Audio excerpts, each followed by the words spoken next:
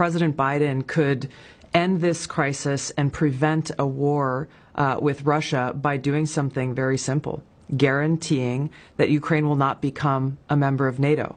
Because if Ukraine became a member of NATO, that would put U.S. and NATO troops directly on the doorstep of Russia, which, as Putin has laid out, would undermine their national security interests.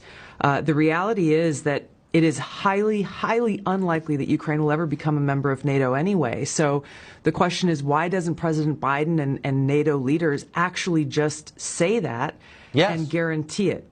Which begs the question of why are we in this position then?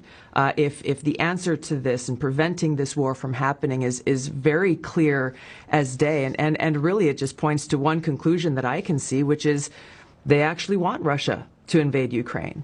Why would they? Because number one, it gives the Biden administration a clear excuse to go and levy draconian sanctions, which are a modern day siege against Russia and the Russian people. And number two, it cements this Cold War in place.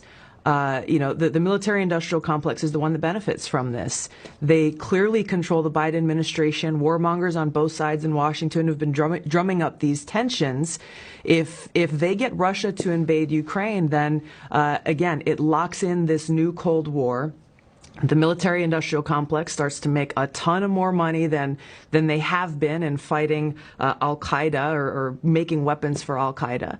And who pays the price? The American people pay the price. The Ukrainian people pay the price. The Russian people pay the price. It undermines our own national security, but the military-industrial complex that controls so many of our politicians wins, and they run to the bank.